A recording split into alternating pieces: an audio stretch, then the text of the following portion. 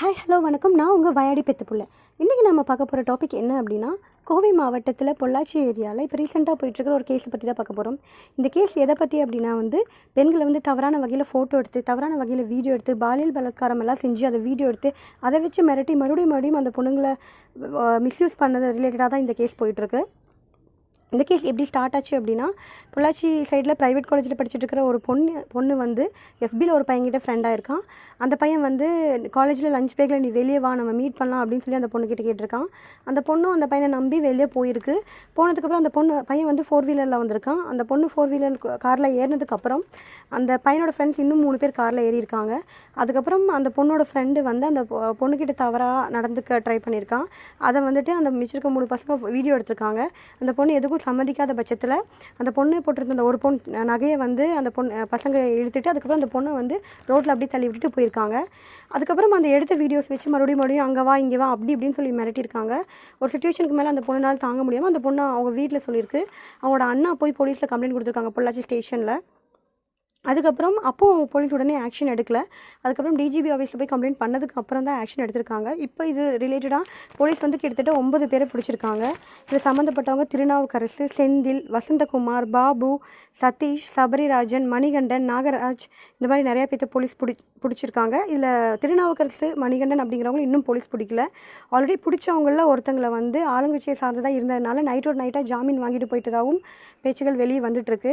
இந்த கேஸில் நிறைய பேர் ஆளுங்கட்சியை சார்ந்து இருக்கிறாங்க அப்படிங்கிறதும் வெளியே வந்திருக்கு. இதுலேயே நிறைய பேர் நகை கடை வச்சிருக்கிறவங்க, ஃபினான்ஸ் வச்சிருக்கவங்கலாம் ஆளுங்கட்சியை சார்ந்து இருக்கிறதாகவும், அதனால் இந்த கேஸ் வெளியே வந்ததுக்கப்புறம் பெருசாக ஆக்ஷன் எடுக்கிறது இல்லைன்னு தெரிஞ்சதுக்கப்புறம் எதிர்க்கட்சிகள் எல்லாரும் இதுக்கு போராட்டம் பண்ணிட்டு இருக்கிறதாகவும் தெரிய வருது. ஃபர்ஸ்ட் போலீஸ் இந்த பொண்ணுக்கிட்ட தப்பாக நடந்துக்கிட்ட அந்த 3 பசங்களை அவங்கள தான் பிடிச்சிருக்காங்க. அவங்க மூலியமாக தான் செயின்டாக நிறைய பேர்த்த பிடிச்சிருக்காங்க. நிறைய பேர்த்த பிடிச்சதுக்கப்புறம் தான் தெரிய வந்திருக்கு. இது கிட்டத்தட்ட 2012 இவங்க இந்த வேலையை தான் பண்ணிட்டு இருந்திருக்காங்க. 100க்கும் மேற்பட்ட பொண்ணுங்க இதில் பாதிப்பு அடைஞ்சிருக்காங்க. கைவசம் மட்டும் கிட்டத்தட்ட 40 வீடியோக்கள் கிடச்சிருக்கு. ஸோ நிறையா பொண்ணுங்க இதில் பாதிப்படைஞ்சிருக்காங்க. பட் யாரும் இதுக்கு முன்னாடி கம்ப்ளைண்ட் பண்ணல, உண்மையை சொல்லங்கிறத விஷயம். போலீஸ் இப்போ இதில் யாருக்காவது சம்மந்தம் இருந்தால் கம்ப்ளைண்ட் பண்ணுங்க அப்படின்னு சொல்லி அனௌன்ஸ் பண்ணிட்டு இருக்காங்க. பட் யாரும் கம்ப்ளைண்ட் பண்ணல. இந்த ஒரு பொண்ணோட கம்ப்ளைண்ட் மட்டும் தான் ரெஜிஸ்டர் ஆயிருக்கு. பட் நிறைய பேர் இதில் பாதிக்கப்பட்டிருக்காங்கிறது மட்டும் நிரூபிக்கப்பட்டிருக்கு அந்த வீடியோஸ் மூலியமாக. இப்போ பொள்ளாச்சி ஏரியாவில் இந்த பசங்களை கண்டிப்பாக கைது பண்ணணும், தண்டிக்கணும் அப்படின்னு சொல்லி நிறையா போஸ்டர்ஸும் நிறைய இடத்துல இது ரிலேட்டடாக பேச்சுக்களும் போயிட்டு இருக்கிறத நம்மளால் பார்க்க முடியுது. அந்த பொண்ணை கடத்த ட்ரை பண்ண அந்த காரை கண்டுபிடிச்சிருக்காங்க. அந்த காரை வச்சும் ஃபோன் நம்பர்ஸ் வச்சும் அந்த திருநாவுக்கரசையும் மணிகண்டனும் போலீஸ் ட்ரை பண்ணிட்டு இருக்காங்க. ஏன்னா இந்த பொண்ணுங்களை கூட்டிகிட்டு போய் ஒரு தடவை வீடியோ எடுத்ததுக்கப்புறம் மறுபடியும் அந்த வீடியோ வச்சு அகைன் அங்கே வா இங்கே வா அப்படின்னு சொல்லியெல்லாம் நிறையா நாள் அந்த மறுபடியும் அந்த பொண்ணுங்களை டார்ச்சர் பண்ணிட்டு இருந்திருக்கா தெரிய வந்திருக்கு. ஸோ ஃபைனலாக அந்த பொண்ணுங்களை எங்கே கூட்டிகிட்டு போயிருக்காங்க, என்ன பண்ணுறதுக்கு, இதுக்கு பின்னாடி யார் இருக்காங்கிற விஷயம் இன்னும் உண்மைக்கு வெளியே வரல. அந்த விஷயம் வெளியே வரணும் அப்படின்னா அந்த திருநாவுக்கரசு அப்படிங்கிறவங்களும் அப்புறம் மணிகண்டன் அப்படிங்கிறவங்களும் போலீஸ் கையில் கிடைக்கும்.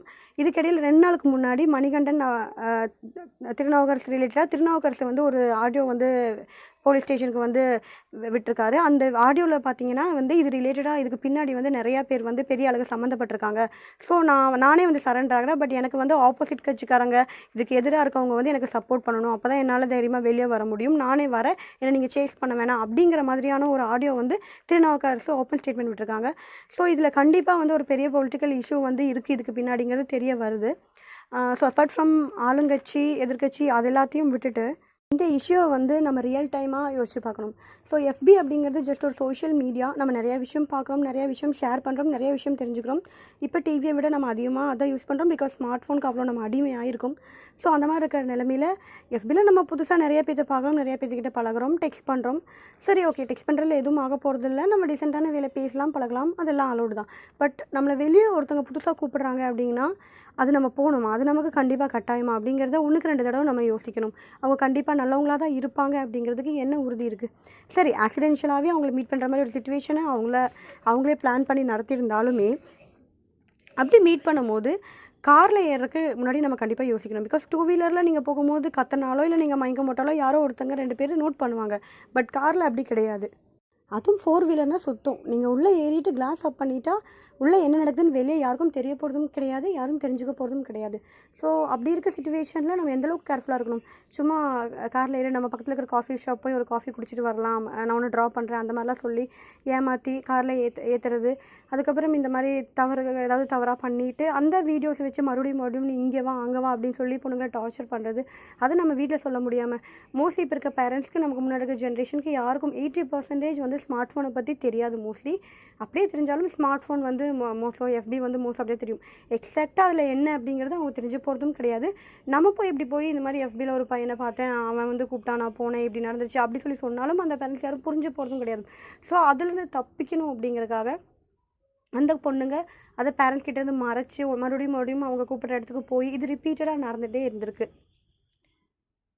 ஒரு சர்டன் ஏஜுக்கு மேலே நம்மளோட அப்பா கிட்டேயும் நம்ம கூட பிறந்த தம்பிக்கிட்டையும் அண்ணன்கிட்டையுமே வந்து லிமிட்டாக இருங்க அப்படின்னு சொன்னதை நம்ம பாட்டி சொன்னதும் நம்ம அம்மா சொன்னதும் நம்ம மறந்துடக்கூடாது. ஸோ அப்போ தெரியாதவங்ககிட்ட நம்ம எவ்வளோ சேஃப்டியாக இருக்கணும். எவ்வளவோ விஷயங்கள் பெண் சுதந்திரம், பெண் விடுதலை அப்படின்னு சொல்லி கஷ்டப்பட்டு இந்த நிலைமைக்கு வந்திருக்கோம். அதுவும் இந்த 20th centuryயில் சுத்தமாகவே பொண்ணுங்களுக்கு சேஃப்டியே கிடையாது. இப்போ தான் புரியுது அந்த காலத்தில் பொண்ணுங்களை ஏன் எதுக்காக அடுப்படியில் விட்டாங்க அப்படின்னு சொல்லி. வெளியே வந்தால் பொண்ணுங்களுக்கு சேஃப்டி கிடையாது அப்படின்னு சொல்லி தான் அவங்க அப்படி வச்சுருக்காங்க. அது ஒரு வகையில் அடிமைத்தனமாக தான் இருந்திருக்கு, அது இல்லைன்னு சொல்ல வரல. பட் இப்போ நம்ம வெளியே வந்து நம்ம என்னெல்லாம் ஃபேஸ் பண்ணுறோம், நமக்கு எவ்வளோ பிரச்சனைகள் வருது, எவ்வளோ நம்ம டெய்லி ஃபேஸ் பண்ண வேண்டியதாக இருக்குது, எவ்வளோ நமக்கு ப்ரொடெக்ஷன் தேவைப்படுது, இப்போ தான் நமக்கு புரியுது. மறுபடியும் பெண்கள் அடுப்பதற்கு தான் தள்ளப்பட போகிறாங்களா அப்படிங்கிற அளவுக்கு இப்போ சொசைட்டியில் ப்ராப்ளம்ஸ் வந்துட்டு இருக்கு. ஸோ அப்படி இருக்கும்போது நம்மளே எப்படி ப்ரொடெக்டடாக பார்த்துக்கணுங்கிறத நம்ம யோசிக்கணும். நம்ம வீட்டில் இருக்கிற தம்பி தங்கச்சி யாராவது ஒருத்தங்க ஸ்மார்ட் ஃபோன் யூஸ் பண்ணாலோ எஃபி யூஸ் பண்ணாலோ அவங்க என்ன யூஸ் பண்ணுறாங்க, என்ன ஆப் யூஸ் பண்ணுறாங்க, அந்த ஆப் என்ன மாதிரி என்ன பேசுகிறாங்க, அந்த மாதிரி விஷயங்களை நம்ம தெரிஞ்சுக்க ட்ரை பண்ணலாம். நல்ல வகையில் யூஸ் பண்ணால் விடலாம், தவறான பாதைகள் இருந்தால் அதை மாற்ற ட்ரை பண்ணலாம். இதே நம்ம ரிலேட்டிவ்ஸ் எங்கேயாவது நம்ம மீட் பண்ணுறோம், அவங்களோட பொண்ணுங்க யாராவது ஸ்மார்ட் ஃபோன் அவங்க காலேஜுக்கு நியூவாக ஜாயின் பண்ணியிருக்காங்க, அவங்களுக்கு ஸ்மார்ட் ஃபோன் வாங்கி கொடுத்துருக்காங்க, அவங்க என்ன மாதிரி யூஸ் பண்ணுறாங்க அந்த மாதிரி நம்ம கொஞ்சம் நோட் பண்ணலாம். அவங்க பேரண்ட்ஸ் கிட்ட கொஞ்சம் சொல்லலாம், பார்த்து யூஸ் பண்ண சொல்லுங்கள் அப்படி சொல்லலாம். இதனால் ஒன்றும் பெருசாக தப்பாக ஆயிர போகிறது கிடையாது. அதுவும் நீங்கள் ஸ்பெசிஃபிக்காக அந்த மணிகண்டன் திருநாவுக்கரசில் பார்த்திங்கன்னா பார்க்குறக்கே பயங்கர ஃபேராக அந்த மாதிரி இருக்காங்க. ஸோ அந்த மாதிரி இருக்க பசங்க இந்த ஸ்கூல் ஸ்டூடெண்ட்ஸையும் சேர்ந்து ஏமாற்றிருக்காங்க. ஸ்கூல் ஸ்டூடெண்ட்ஸ்க்கு வந்து இந்த மாதிரி லவ் பண்ணுற அந்த மாதிரிலாம் சொல்லி அந்த பொண்ணுங்களை அந்த ஏஜில் பெருசாக அவங்களுக்கு மெச்சூரிட்டி இருக்காது. ஸோ அந்த ஏஜில் அவங்கள பிரெயின் வாஷ் பண்ணி இந்த மாதிரியெல்லாம் அவங்கள யூஸ் பண்ணி வீட்லேயும் அவங்களுக்கு சொல்கிறதுக்கு தைரியம் இருக்காது, சொசைட்டியும் ஃபேஸ் பண்ணுறதுக்கும் தைரியம் இருக்காது, இவங்ககிட்டையும் சமாளிக்க முடியாது. ஸோ இந்த மாதிரி ஒரு இக்கட்டான சூழ்நிலையை வந்து பயங்கரமாக யூஸ் பண்ணியிருக்காங்க அந்த பசங்க. ஸோ நம்மளோட சேஃப்டியை நம்ம தான் பார்த்துக்கணும். இந்த மாதிரி சோஷியல் மீடியாஸில் யூஸ் பண்ணும்போது நம்மளை ப்ரொடெக்டடாக பார்த்துக்கணும். நம்மளை சுற்றி இருக்கவங்களும் என்ன பண்ணுறாங்கிறத நம்ம கண்டிப்பாக நோட் பண்ணணும். நம்ம வீட்டில் இருக்கவங்களையும் நம்ம சுற்றி இருக்கவங்களும் நம்ம ஓரளவுக்கு ப்ரொடெக்ட் பண்ணாலே ஆல்மோஸ்ட் இந்த மாதிரி பிரச்சனைகள் ஏற்படுதுன்னா கூட ஆரம்ப கட்டத்திலேயே அதை நம்மளால் தவிர்க்க முடியும். ஸோ பொண்ணுங்களும் சேஃப்டியாக இருக்கிறதுக்கு முன்னாடி இந்த குற்றவாளிகளை நீங்கள் பார்த்தீங்கன்னா உங்களுக்கு தெரியும், ஆல்மோஸ்ட் யாருமே 30+ கிடையாது, 40+ எல்லாம் சான்ஸே கிடையாது, எல்லாமே வயசு பசங்க தான். அதுவும் அந்த திருநாவுக்கரசு மணிகண்டனில் எஸ்பெஷலி கிராஜுவேட்ஸ். ஸோ அவங்க வீட்டில் கண்டிப்பாக அவங்க வந்து அவங்களோட தம்பி தங்கச்சியவோ அவங்க அம்மாவையோ இல்லை அவங்களுக்கு தெரிஞ்சவங்களையோ யாரும் ஏமாற்றிருக்க வாய்ப்பே இல்லை. பொண்ணுங்களை யாருன்னு தெரியாத ஏதோ ஒரு பொண்ணுங்களை தான் ஏமாற்றிட்டு இருந்திருப்பாங்க.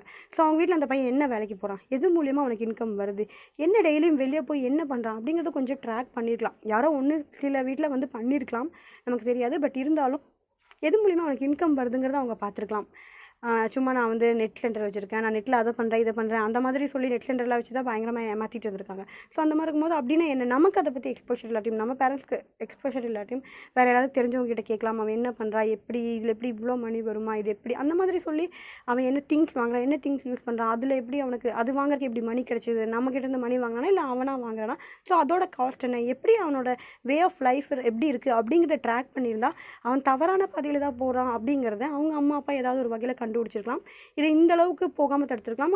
தடுத்திருந்தால் அந்த பசங்களுக்கு இந்த அளவுக்கு துணிச்சல் வந்திருக்காது, இவ்வளோ தைரியமும் வந்திருக்காது. ஸோ நம்ம குழந்தைகளை நல்லபடியாக கண்காணித்து வளர்த்துறதுலையும் பார்த்துக்கிறதுலையும் தான் இந்த மாதிரி தவறுகளை நம்ம தடுக்க முடியும். ப்ளஸ் பொண்ணுங்க நம்ம கொஞ்சம் தெரிஞ்ச பசங்களையே 1க்கு 2 தடவை அடிக்கடி சந்தேகப்படுறதில்ல தப்பு கிடையாது, சந்தேகப்படுங்க.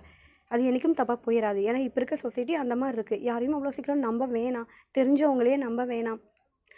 ஒரு சிச்சுவேஷன் எந்த அளவுக்கு ஒரு ரிலேஷன்ஷிப் போயும் அதுக்கு மேலே ஒரு சின்ன ஒரு தப்பு, நல்லபடியாக நீங்கள் க்ளோஸ் ஃப்ரெண்டாக பழகிட்டு இருக்கீங்க, சரி எஃபிலேயே பழகுறீங்க, பயங்கர க்ளோஸ் ஃப்ரெண்ட் உங்களுக்கு நல்லா தெரிஞ்சுட்டான் அப்படிங்கும்போதும் ரொம்ப வருஷம் அந்த ரிலேஷன்ஷிப் போயும் ஏதோ ஒரு சிச்சுவேஷனில் அவங்க மேலே உங்களுக்கு ஒரு சின்ன ஒரு பிளாக் மார்க் தோணுச்சுன்னா கூட அந்த இடத்துலையே அதை ட்ராப் பண்ணலாம், தப்பு கிடையாது. அந்த ஒன்றுக்காக இவ்வளோ வருஷம் நம்ம பழகிறதா இது பண்ணணுமா அந்த மாதிரிலாம் யோசிக்கணும்னு அவசியம் கிடையாது. ஏன்னா நிறைய பேர் இருக்காங்க நமக்கு சுற்றியும் நமக்கு தெரிஞ்சவங்களும் தெரியாதவங்களும் ஊறப்பட்ட பேர் இருக்காங்க நம்ம பழகிறதுக்கு. ஸோ ஒருத்தங்களை நம்ம விடுறதுனால ஒருவேளை அவன் உண்மையாலுமே கெட்டவனா இல்லாமலே இருந்தாலுமே அவனை விடுறதுனால இன்னும் பெரிய லாஸ் கிடையாது. நாம் வாழ்கிற சொசைட்டி, நமக்கு பிடிச்சமான சொசைட்டியை நாம் தான் உருவாக்கணும். நாம் தான் இந்த சொசைட்டி. அதை விட்டுட்டு ஒரு குற்றம் நடக்குது அப்படின்னா அதை கை காட்டிட்டு நம்ம தள்ளி நிற்கிறதுல எதுவும் ஆக போகிறதும் கிடையாது. மற்றவங்க நம்மளை கை காட்டுற நிலைமைக்கு நம்ம போகிறதுக்கும் ரொம்ப நேரம் ஆக போகிறது கிடையாது. ஸோ நம்மளோட சொசைட்டியை சுற்றி நடக்கிறத நம்மளும் கொஞ்சம் வாட்ச் பண்ணலாம். நம்மளை நாமே ப்ரொடெக்ட் பண்ணிக்கலாம். நமக்கு பிடிச்ச மாதிரியான என்விரான்மெண்ட்டை நாம் தான் செட் பண்ணிக்கணும். நாம் தான் அதுக்கேற்ற மாதிரி சூழ்நிலையை மாற்றிக்கணும். அதுக்கான முயற்சிகளை நம்ம தான் கொஞ்சம் இறங்கணும். நம்ம கொஞ்சம் துணியணும். கொஞ்சம் நம்மளை சுற்றி இருக்கவங்க ப்ரொடெக்டாக இருக்காங்களான்னு நம்ம பார்க்கணும். யாராவது தவறான பாதையில் போனால் அதுக்கு முன்னாடியே நம்ம கொஞ்சம் வார்ன் பண்ணணும். நம்ம சொல்லிக் கொடுக்கணும். அந்த மாதிரி விஷயங்களை நம்ம ப்ராக்டிஸ் பண்ணணும். ஸோ இந்த வீடியோ உங்களுக்கு பிடிச்சிருந்தா லைக் பண்ணுங்கள். இது மாதிரியான வீடியோஸ் பார்க்குறக்கு இந்த சேனல் சப்ஸ்கிரைப் பண்ணுங்கள். பெல் பட்டனையும் டேப் பண்ணுங்கள். மறுபடியும் இது மாதிரியான ஒரு இன்ட்ரெஸ்டிங்கான வீடியோவில் உங்களை சந்திக்கிற வரைக்கும் நான் உங்கள் வாயாடி பெத்த புள்ள. Stay tune. Ta-ta, bye bye, see you.